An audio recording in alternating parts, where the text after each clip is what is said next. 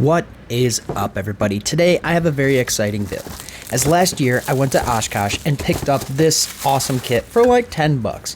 A guy was selling it over there, so I figured right before I go to Osh again, you're gonna see this thing get built. Now this is the P-40 older version of the Academy kit, but even though it's old, it still has a lot of great qualities. It's not as detailed as some kits out there today, but it is detailed enough to make a nice P-40. So let's get straight into cutting the sprue and building this baby up. Me personally, I love the P-40. It holds a special place in my heart. As a kid, I got lots of pictures by them, and you just can't beat that tiger mouth. I don't know what it is, it's just super nostalgic, and I just love the shape of the P-40 itself. This is basic stuff going on in this cockpit here. It's literally the simplest way I could build this thing. I just wanted this together super quickly, as I may have just been a little bit too excited to build this. But anyways, did some silvering on the interior of the cockpit here, and this was the nicest part that came out, honestly, in this super simple cockpit. I haven't picked up the new Edward P-40 yet, but I would love to get my hands on one and really deck it out, you know. Yeah, this is just a really fun, sweet, short build. It was really awesome just to get in there, build it, and not worry too much about too many details. The parts actually fit really well together, hardly any seam. On both Academy kits, the Bearcat and the P-40, I've had great success in sanding out the seam and not having any ghost seams. So something happened, something changed. I don't know what it was, but it worked out really well. Also, there was hardly any gaps in this airplane. There was a couple. There's more than Tamiya's, of course, and Edwards. But, I mean, honestly, you put some sprue goo on it and sand it out, and you're good to go. So once this is all sanded out and nicely kind of rounded, I could then, I mean, the wings fit together really well. They're a little warped, but they fit together really well too. Also, the canopy, it was a really great fit on the canopy. It was obviously better than the Rebel one. Also, if you have not seen the Rebel build, go ahead and check that out. It's another video that I have on my channel. It was done way long ago, so the video quality is a lot worse, but yeah, check it out. This, just doing some simple basic techniques just to get this airplane done. I sprayed the color on, a nice coat of just that sky gray, and then I'm going in with a little bit of a darker gray to do an accent on all of the panel lines. This I feel like is a really good look based on just pictures that I've seen and also real aircraft that I've seen for a nice clean look, and this is kind of what I'm going for. I just wanted that a little bit highlighted, and then I did a coat of the sky gray on top of it, and it kind of blended everything in. Next, I am using some USAF brown on the actual tan part of the aircraft. Now we're just gonna spray a whole coat on, and then what I go ahead and do is accent the panel lines with a darker brown, with diarrhea brown, I like to call it. Just a custom mixed brown, just going through all those panel lines, and then I do the camouflage green on top of it. Now I'm just freehanding this airbrush kind of thing, so I just don't know how really the best way to go about camo. You know, it's like I achieve the same look with this soft line rather than hard lines, and in my eyes, it's just so quick and easy, and I'm able to just get through it. But there is masks and stuff out there that I'm willing to try. It's just one of those things where I'm comfortable with something, and I haven't gone outside of those lines, you know. I find that airbrushing these lines just look really good, and there's not a lot of overspray that you can really tell if you do some post shading and stuff. So yeah, it's just one of those things that I'm willing to improve my technique on. But yeah, whether they're soft lines or hard lines, I don't really care personally. Just the way it looks to me looks better, and it's my airplane at the end of the day. I'm not going for photorealism or anything like that. I just do what I can, do the best I can, and produce airplanes. Next, I'm doing some decals. I sprayed this thing with a nice hard gloss coat. I actually use urethane from Home Depot, and it's so hard, and it actually has UV protection. So all these, I mean, it works out so good. A little bit of sanding goes a long ways. A couple coats goes a long ways. So what I did with the decals, because there's a lot of silvering and they were pretty thick, is I put a thick coat of of gloss coat on this thing, sanded all these decals out, and that basically made it disappear. Now, I've always been hesitant to do this, but with this urethane, it's so hard and dries so nice that you can literally just sand as much as you want. You're never going to burn through it or anything. So once I did that, once I sanded all of it out, gave it another gloss coat, I put some wash on it. And I really didn't want to go too far with the wash this time, as I was making a nice clean P-40. I really like this aircraft, like I said, and I just wanted that nice look to it. I don't want to chunk it up too much.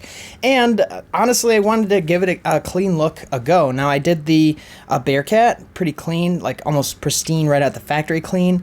So now I'm just going to the next step. Now I'm going to make this thing just barely rubbed down.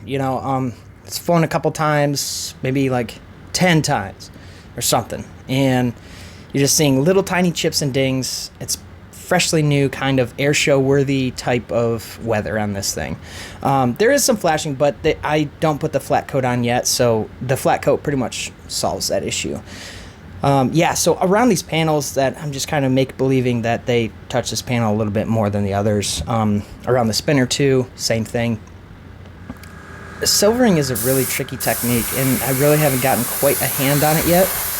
But I received some great suggestions from you guys, and just some from podcasts too. I listen to the Model Geeks podcast. A couple other podcasts out there are really awesome for tips and techniques. And I'm just gonna go from 0 to hero. So the Bearcat, I barely did any weathering. This one I did very, very light weathering, and we'll just go from there. And the next one I'll do a little bit more, and so on. But now you can watch the daring execution of the X-Acto knife into the finger through the glove, and we're just going to keep trucking along there. Even though I did stab myself, we're just going to keep going. We'll try to do it again here soon, maybe not, maybe so, who knows. Definitely got myself on that one, and I was literally thinking to myself, not going to stab myself. I already did the second half of the other one, so I was like, that's not going to happen to me. Sure enough, it just went straight into my finger. So we're doing these exhausts here, and this is just, it's kind of a necessary step to make this thing look less like a toy. There's steps I'm willing to skip, but the exhaust, ever since I did my first exhaust, I have not skipped it since, other than if it's like a airplane I don't really care for. You have a knife, just drill a hole, right? Get it over with. There's no, you don't have to have a mini drill. You don't have to have this or that. Just drill a hole with your X-Acto knife. And this exhaust is actually big enough for this. So once those were drilled, and then painted it black, and did some weathering on this stuff with some Vallejo paints. Just doing some chipping techniques, also some tank paints too. Tank paints. I'll say that 10 times fast. Anyways, the next step is to actually give this some exhaust stains, and I actually think that this gave it that realistic look. I love this makeup powder. I don't know if you guys use this or not.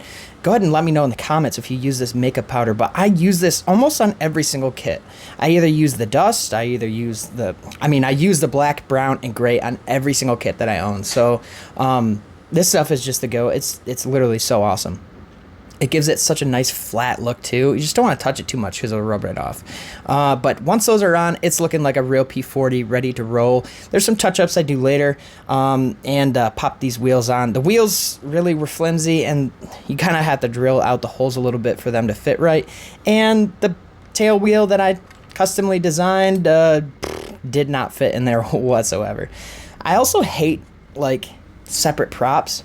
In this kit, it's actually kind of weird. There's another sprue with different landing gear, different gear, gear doors. They have different wheels, and a whole other spinner, or other prop and spinner.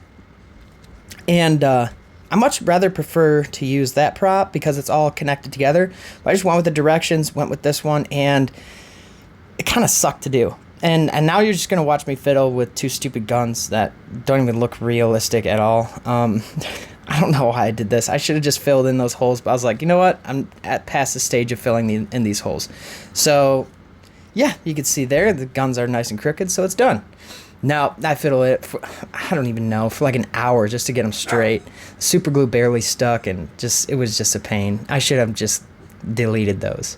Next, I'm doing this exhaust stain thing. I mean, I don't know if it's just my eye, I think this looks really, really nice. This exhaust stain technique works really, really good.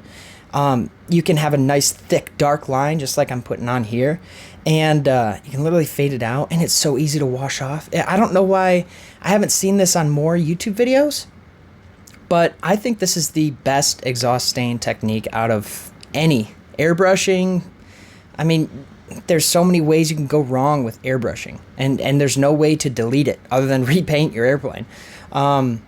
So it's just me, I guess. I don't know if it's a good technique. I don't know if it's a bad one. I don't know if it looks right, but to me it looks shiny, just like an oil stain would be. It has that contrast on the paint. It has like almost a bluish tint, so it almost has a fuel tint, and you can buy blue makeup, so I mean that could work too.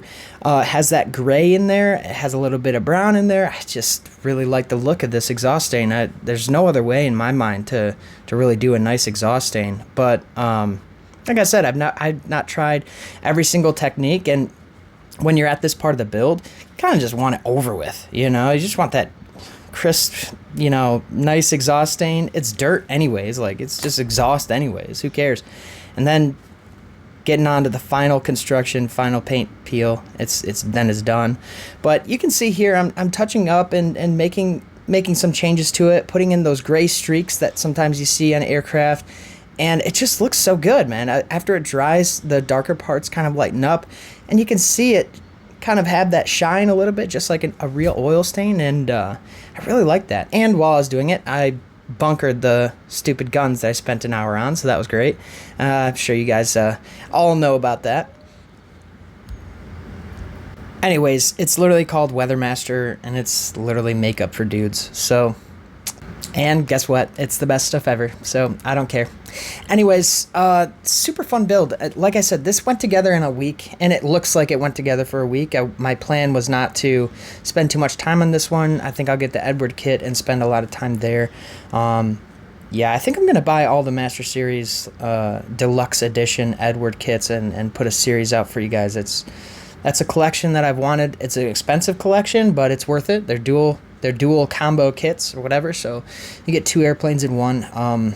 Yeah, but you can see here, I mean, even here, I'm doing way too much, right? I'm making it way too thick, way too heavy. And you just take a little light Q-tip and just scrub it right off. I mean, there's nothing better than to just not ruin your airplane with if I did this with the airbrush, I mean, come on, you've seen my airbrush skills. They're not that great, it would have been all over this airplane. I've done the airbrush thing before, and yeah, it's worked because I'm careful and adamant, and I try really hard not to screw up my airplane, but I take steps to eradicate the situation of stripping the whole aircraft and repainting it. So, clear coats and stuff like that, using different paints helps with that, but to just not even have to deal with that, not have to go through the pain and exhaustion of that's just, it's worth it to me in my book on how this looks, and it looks nice,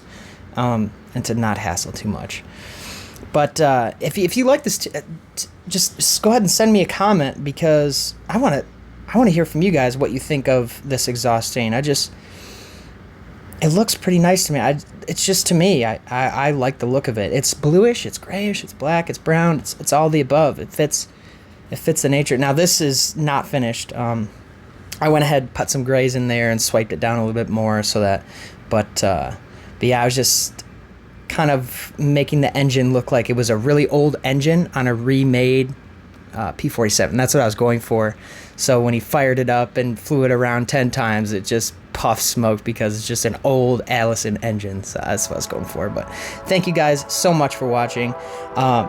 Definitely comment down below about what you think, and just shoot me a message. I always write everyone back, and I try my best anyways. If something goes viral, it could be, I might not make everyone, but thank you guys so much again for watching. Enjoy these pictures, and subscribe, comment below, do the whole thing. It just helps the channel. I just love building for you guys, with you guys, teaching techniques and learning techniques from you, and just appreciate you guys for viewing. So thank you guys again, and let's get back to building.